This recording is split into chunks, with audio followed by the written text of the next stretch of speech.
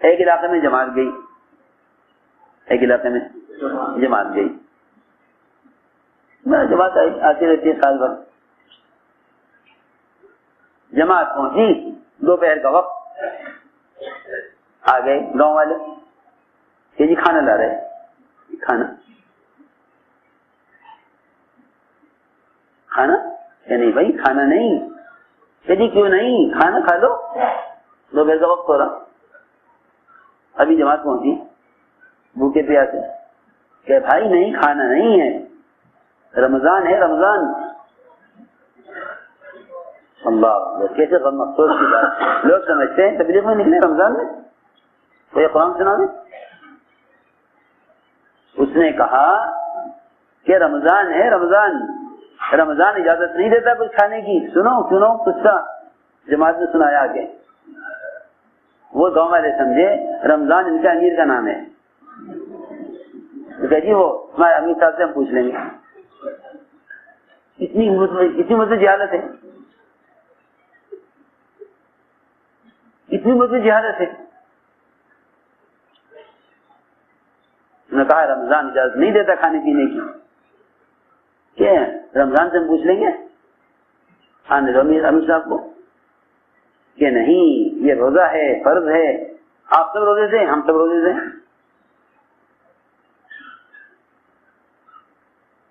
لوگ یہ سمجھتے ہیں کتابیں لکھ دی، دین آ گیا، جسے پڑھنا ہو عمل کرنا ہو کتاب میں پڑھ لے، عمل کر لیں. کتاب تو طالب کے لیے ہے نا، غیر طالب کے لیے تو نہیں ہے. کیوں بھائی جس میں طلب نہیں ہے وہ کیسے آ جائے گا روزے پر نماز پر، جب تک آپ اس عمل کے ساتھ کسی کے علاقے میں جا کر دعوت نہ دیں گے. تو میں نے اس لیے عرض کیا نفر اس لیے ہے تاکہ نفر سے عمل متعدی بنے، عمل سے عمل زندہ ہو. علم سے عمل زندہ نہیں ہوتا، علم سے عمل زندہ نہیں ہوتا، عمل سے عمل زندہ ہوتا ہے. علم برائے علم ہے، عمل برائے عمل ہے.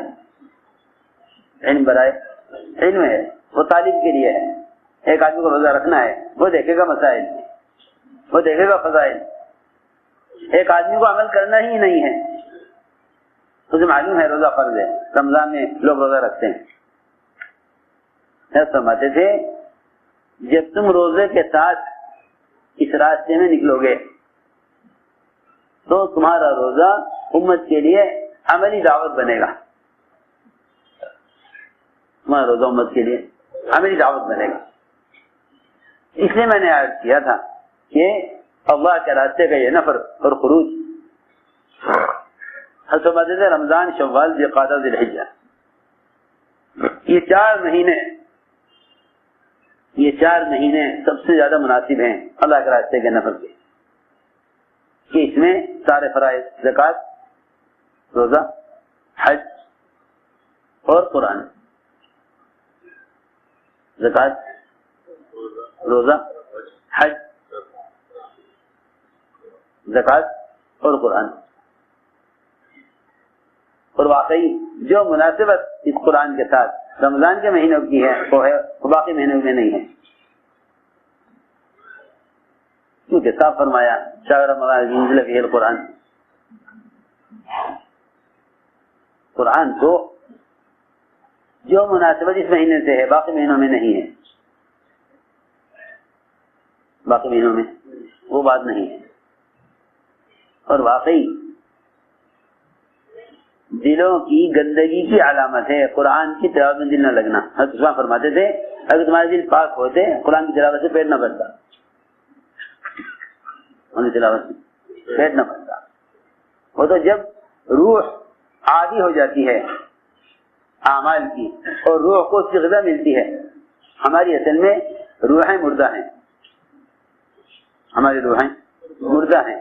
وہ اعتبار جسم کے تو زندہ نظر آتی ہیں مگر بے اعتبار روح کے روحیں مردہ ہیں. ہماری روحیں بے اعتبار روح کے مردہ ہیں، بے اعتبار جسم کے زندہ ہیں. اور میری بات یاد رکھیو، بے اعتبار جسم کے تو کافر کی روح بھی زندہ ہے. بے اعتبار جسم کے کافر کی روح بھی زندہ ہے. باعتبار جسم کے، کافر کی روح زندہ ہے۔ اگر مسلمان اعمال باعتبار روح کو باعتبار اعمال کی زندہ نہیں کرتا تو پھر کافر کی روح میں مسلمان کی روح میں کیا فرق ہے؟ ہاتھ پیر آنکھیں دماغ کافر کا بھی چل رہا ہے، کس سے؟ روح سے۔ اگر اس روح سے مسلمان کا جسم چل رہا تو پھر ایک کافر کے جسم اور مسلمان کی روح میں کافر کی روح میں کیا فرق ہے؟ ایک مسلمان کافر کی روح میں کیا فرق ہے؟ اگر روح اعتبار جسم کے چلے، روح اعتبار روح کے چلے، اس کی تقویت کے لیے غذا آسمان سے آئی ہے۔ جس طرح انسان کا بدن زمین سے بنا ہے، اس کی تقویت کے سارے سامان کہاں سے ملیں گے؟ زمین سے ملیں گے۔ کہ انسان کا بدن مٹی سے بنا ہے، انسان کا بدن مٹی سے بنا ہے، سارے بدن کو کی جو ہے قوت اور اس کی پرورش کے سارے اسباب زمین سے ملیں گے۔ گیہوں اس کو چاہیے، ناج اس کو چاہیے، شکر، چونا، لوہا، پیتل، مختلف قسم کی جسم کے اندر ضرورت، نمک اس کو چاہیے۔ سارے عناصر اور سارے اجزاء انسان کے جسم کو زمین سے چاہیے۔ انسان کے جسم کو یہ مر رہا کہ شوگر کم ہو گئی، یہ مر رہا کہ اس میں وٹامن سی ڈی ختم ہو گئی، یہ حال یہ جسم کا ہے۔ اسی طرح روح مرتی ہے، اسی طرح روح مرتی ہے۔ ہم سمجھتے ہیں میری روح زندہ ہے کہ میں زندہ ہوں، نہیں، ایسی روح تو کافر کے پاس بھی ہے، ایسی روح تو کافر کے پاس بھی ہے۔ روح سے بدن کا حرکت میں رہنا روح کا زندہ ہونا نہیں ہے، بلکہ روح سے عبادات میں آگے بڑھنا یہ روح کا زندہ ہونا ہے۔ لوگ روح کو غذا نہیں دیتے، لوگ روح کو غذا، جس طرح بدن کو بنانے کے لیے زمین سے بدن کی غذا نکلتی ہے، اس طرح روح بھی آسمان سے اپنی غذا لے کر آئی ہے، روح بھی آسمان سے اپنی غذا لے کر آئی، روح بھی آسمان سے غذا لے کر آئی۔ مدینہ مرکز بیجاپور.com۔ روح بھی آسمان سے اپنی غذا لے کر آئی ہے۔ ذکر و تلاوت، عبادت، یہ سب روح کی غذا ہے، یہ سب روح کی غذا ہے۔